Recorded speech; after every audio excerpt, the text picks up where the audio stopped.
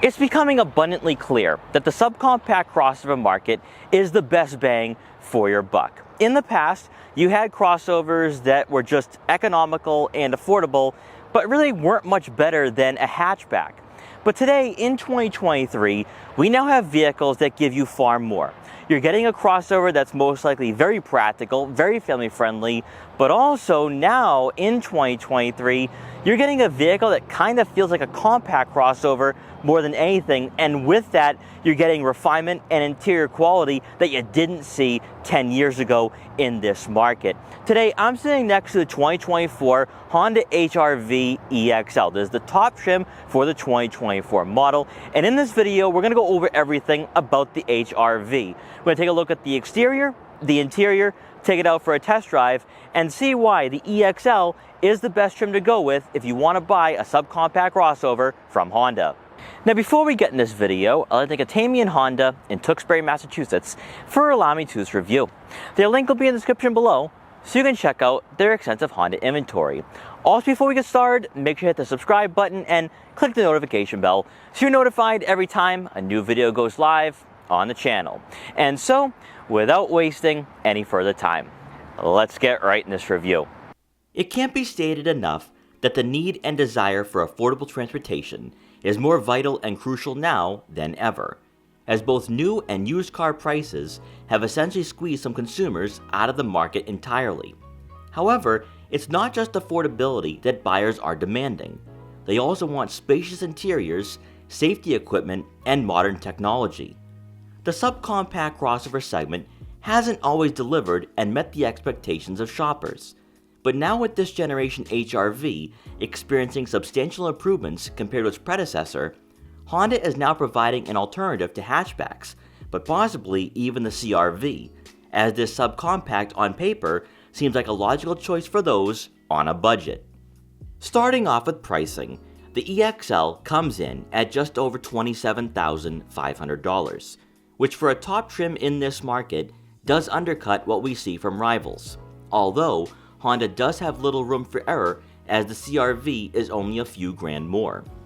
Understanding that the HR-V has been engineered for a specific segment and consumer demographic, its styling and dimensions are to appeal to younger shoppers and the growing demand for desirable sub-$30,000 vehicles.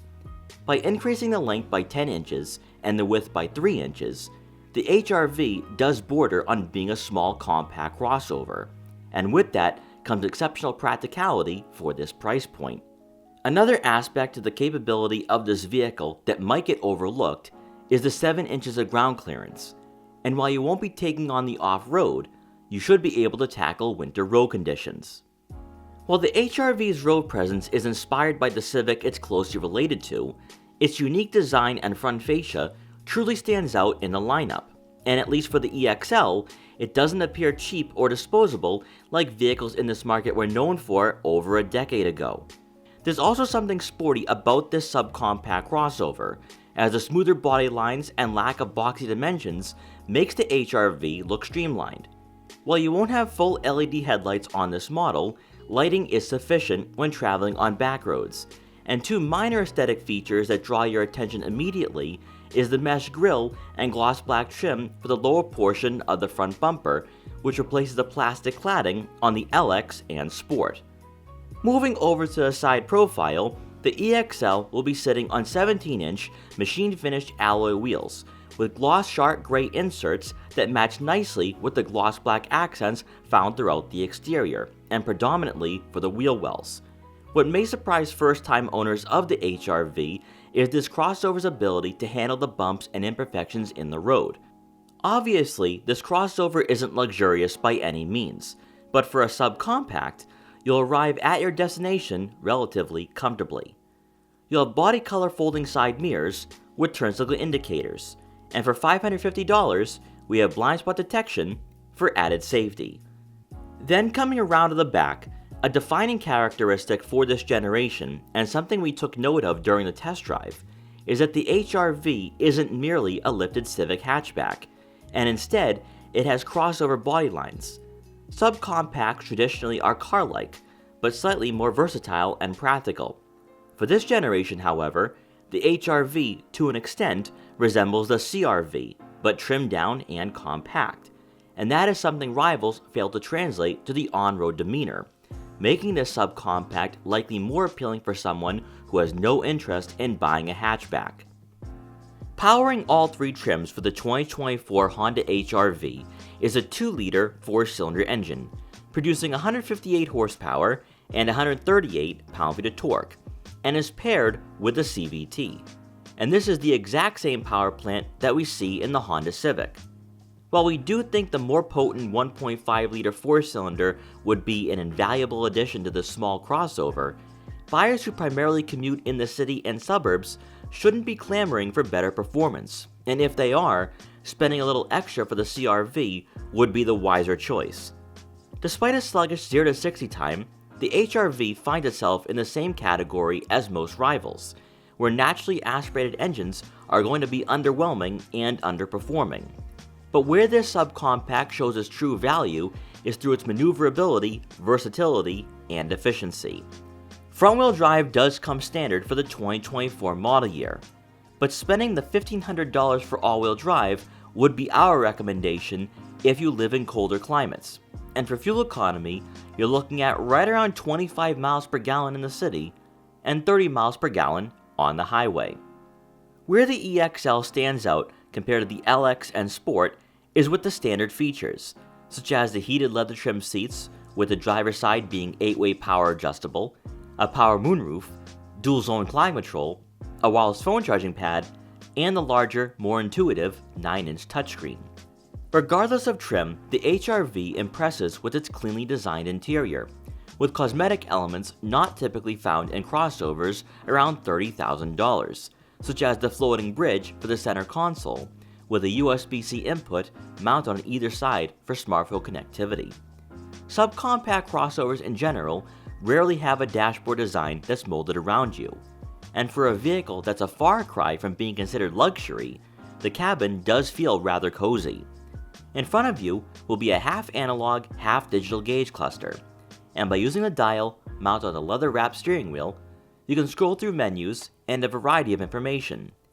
Better yet, this screen is customizable, but for those not looking for the most tech-focused interior, the display isn't shoved in your face, and instead blends seamlessly with the analog half of the screen. Then moving over to the infotainment system, as previously mentioned, we have the 9-inch display, with wireless Apple CarPlay and Android Auto compatibility. And by opting for the EXL, you'll have an 8-speaker setup compared to the 6 speakers in the Sport. The argument could be made, especially from older shoppers, that the 7-inch head unit is all you really need.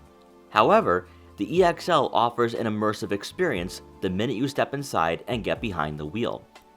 You'll still have physical buttons mounted on the left for the home screen, volume control, and tuning, and quick access icons placed at the bottom of the screen that get you to the desired menus efficiently. Resolution, quality, and responsiveness are on par with competitors, and should be a pleasant surprise for buyers upgrading from a previous generation HR-V. You'll have a multi-angle rear backup camera with trajectory to go along with front and rear parking sensors. Beneath the user interface will be the dials and buttons for the dual-zone climate control, heated seats, front and rear defrosters, and AC. In addition to the 2 USB-C inputs for the center console, a USB input is placed just above the wireless phone charging pad. With the HR-V, you'll also have a drive mode selector, where you can switch between normal, eco, and snow. And this crossover also comes equipped with hill descent control. Then to round out the front seating area, for the center storage compartment, there'll be plenty of room for small items. Now moving on to the second row, we're going to sit off on the passenger side, and this seat has been adjusted all the way back. It's not on a recline though, but I have plenty of legroom here. Now, if you watched my last review, which was the Honda Civic Sport, the Civic and the HR-V are built on the same platform and have very similar dimensions. Now, when it comes to legroom, the Civic is at 37.4, the HR-V is 37.7.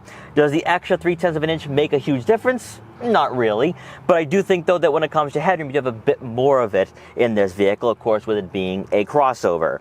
Now, I do think that you'll be able to fit advertises themselves back here pretty comfortably, much like we saw with the Civic. I think either vehicle is a good choice. Just really comes down to what you're looking for, especially when it comes to the practicality. But I do think, though, that if you do have a smaller family, you can really try squeezing in a third person, which we're going to find out. Now, moving on to that center seat, you are going to have some great placements for your feet. There is no center hump.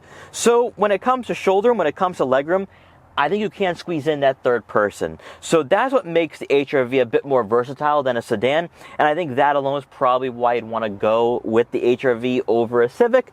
But I don't really necessarily want to compare both vehicles in the brand's lineup. But I just think that when it comes to the value for the price, this might be a better choice.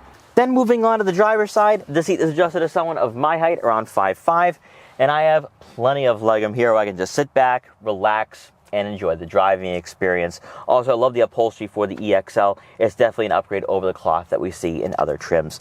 Also, another thing too is that when it comes to just the soft touch materials, they do continue on to the second row as well. That's a very nice touch I want to see in a vehicle in this segment.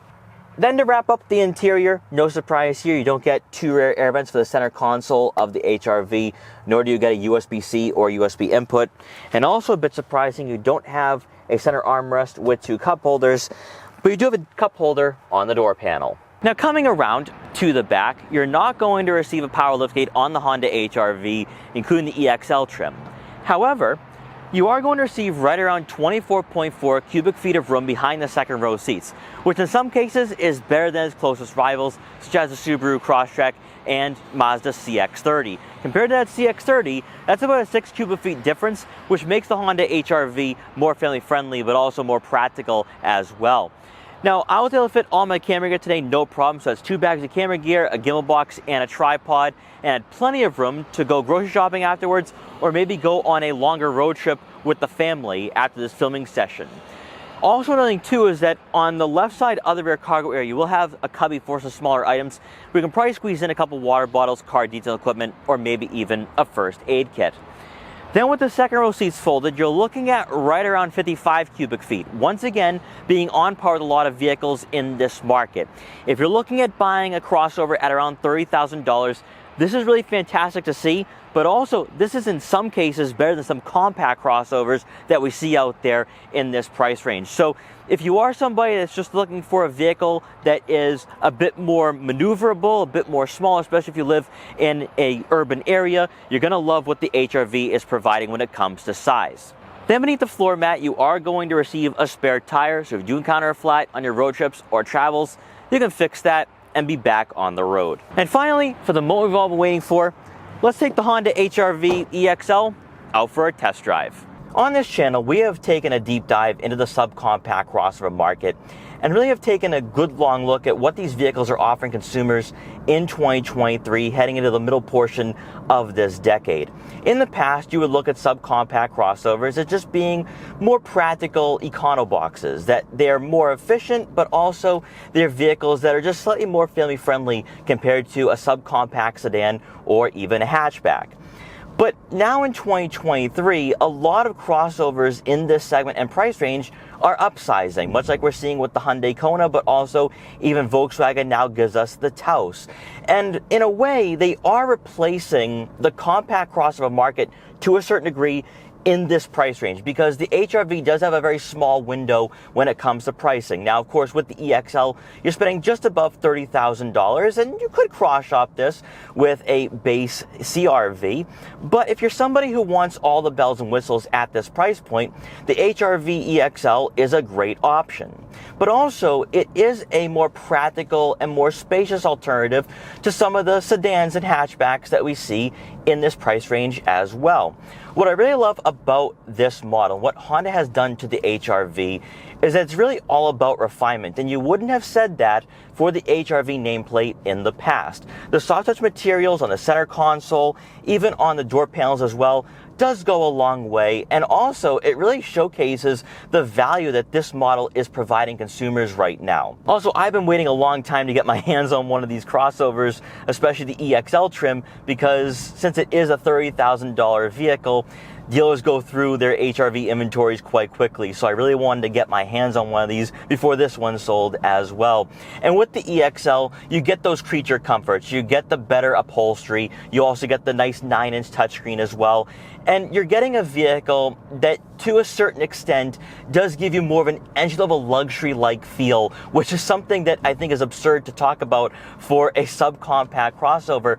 But as I said before, with this model, there's a lot of refinement with this suspension, with this chassis, and because Honda has really been focusing on that, especially with the Civic and the CR-V, it translates to the HR-V as well. And you see that with the dashboard layout. You see that with the technology as well, with the half analog, half digital gauge cluster, and it just really goes a long way at this price point.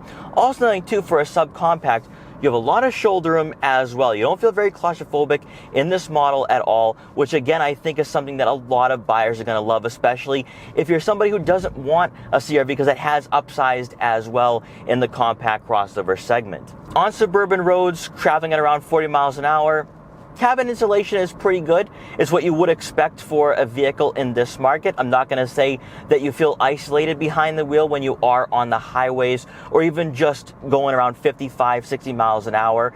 It's a vehicle that you've got to remember is still not going to be a top model in the lineup, so just keep all of that in mind. If you want to have that interior insulation, I would say go with the CR-V. But at this price point, this is still on par with other subcompacts in its segment. What I also like too is that it doesn't feel hatchback-like. Because of its size, because of its dimensions, it does have this true crossover presence on the roadways. And because of that, you do sit pretty high up in this model, which is a pleasant surprise, because a lot of vehicles, even today, with them going upsized, they still feel like a hatchback, whereas the HR-V does feel like a crossover, and it really adds to the safety aspect just because of how high up you sit in this vehicle. Now, since I am talking about the seating position, let's go over the front vision you have here to work with the HR-V. Nice panoramic view. A-pillars are super thin, so you won't have any blind spots when you are approaching intersections. Then taking a look at your side mirrors, they are decently sized and decently placed. I can't see what's on my blind spots and what's in the lane next to me. And looking out back, you have a decent sized window, and also the headrests don't get in the way. So you have a lot of vision here with this model.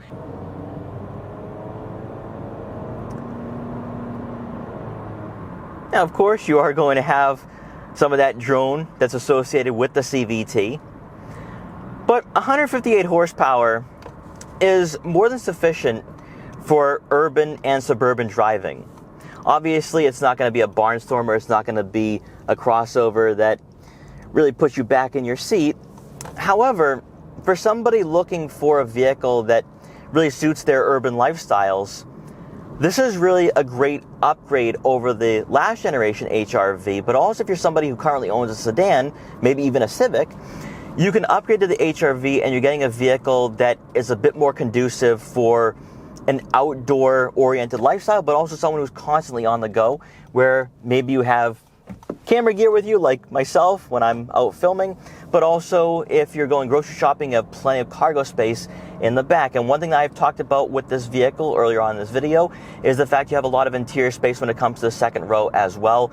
And subcompact crossovers have never really had that before. So the fact that the HR-V gives you that much versatility, not only in terms of the practicality, but also just the family friendliness that comes along with this model, is something that I think is really fantastic to see, but also one of the reasons why the HR-V has become a hot seller for the Honda brand. But also to a certain extent, it has replaced the Civic in a way, just because of the fact that you have those crossover tendencies, but you still have the fuel efficiency that comes along with a model with this 4-cylinder engine, but also you have that interior space as well. Now, compared to other crossovers in this market, such as the Hyundai Kona, but also the Subaru Crosstrek, even the Toyota Corolla Cross, what I really like about the Honda HR-V, and Hondas in general, especially at around $30,000, is that the interior refinement is just a bit better, but also I like the nice mix of analog and digital technology. I love the fact that the digital gauge cluster is really easy to use, but also interactive. But also I like the fact you have this 9-inch touchscreen, which really gives you some high quality resolution, and also it is within arm's reach. And better yet, you do have physical buttons and dials for the dual zone climate control, but also even the volume and tuning. So I love the fact that this vehicle really gives you some of the old school qualities that buyers are looking for without feeling old and outdated. Also, another thing too, and this is something I haven't really talked about at all, is the suspension.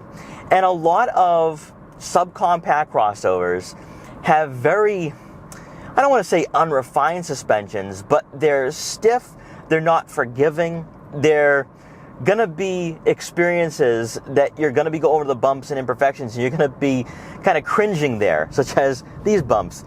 But honestly, the HR-V handles the imperfections quite well, and even though you are going to feel some of the jolts, you kind of ride with those bumps. So it's really a more cushioned experience, which again is something that I think buyers are going to love, especially if you are hopping in from an older model and you want something that does feel a bit more entry level luxury-like, especially at around $30,000. But that's one of the things I think a lot of buyers have in difficulty finding, is a vehicle that they can enjoy driving at around $30,000, that they're not going to feel as though that they're driving a cheap Econobox. And that is something that you're not going to experience with the HR-V, especially for this generation. There is so much quality you have here with this model, especially for the interior, with the soft touch materials, but also just the way the dashboard is laid out.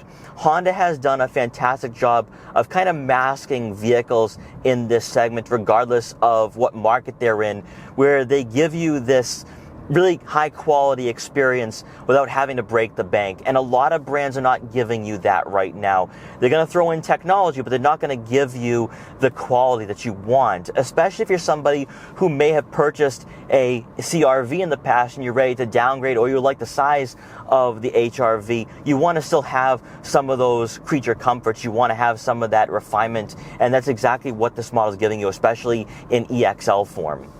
So let's get on the highway. Let's see what the HR-V is capable of, and show you guys what it's like to drive this subcompact at around 60 to 65 miles an hour.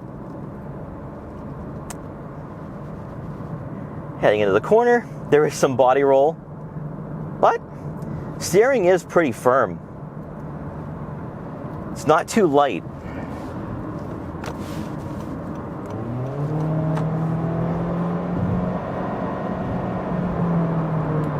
And we're at highway speeds. Now, like I said, the CVT, you get that droning. You also have 158 horsepower, so keep your expectations to a minimum when it comes to getting on the highway. But honestly, I was able to safely merge, which is all I really wanted to see for this vehicle. But at highway speeds, you do get a good amount of road noise entering the cabin. Again, that's not something that I would be too concerned about because it is an HR-V. The CR-V is much better in that regard. But all in all, pretty impressive vehicle. I would say that going with the EXL is definitely the pick for the HR-V, just because you do get some of the more luxurious features with this model, of course, with it being a top trim. And I do think that even when you are spending at around $30,000, this is a fantastic value. So to quickly wrap up my time with the 2024 Honda HR-V EXL, what are my final thoughts and takeaways for this subcompact crossover? Now, I do like the HR-V, all three trims. I do like the Sport as a nice mid-tier model. But if you're looking to spend around $30,000, just a bit above that, I think you're going to really love the EXL from the standpoint that you have the interior quality of the soft touch materials found throughout the interior, but also you get those creature comforts. You're getting a wireless phone charging pad, you're getting dual zone climate control, you get the nicer infotainment system. And I think that alone is probably why the EXL is the better trim to go with. But when it comes to the on-road performance as well, you have that nice softer suspension, and it does feel like a crossover rather than a hatchback. And some models and some rivals do give you that lifted hatchback feel, whereas the HR-V is a bit of a different story. Even though it is closely related to the Honda Civic, it doesn't necessarily drive like a Honda Civic or feel like a Honda Civic in the sense that it doesn't have the same mannerisms on the roadways. But if you are somebody who is looking for the practicality, you're looking for that crossover-like driving experience, I think that's where you're really going to love the HR-V. So guys, thank you so much for watching this video. Please like, comment, share, and subscribe for more. Also make sure to follow me on Instagram at Boston Autoblog so you can see what I'm up to and what vehicles I'll be featuring in the future. And I will see you guys next time.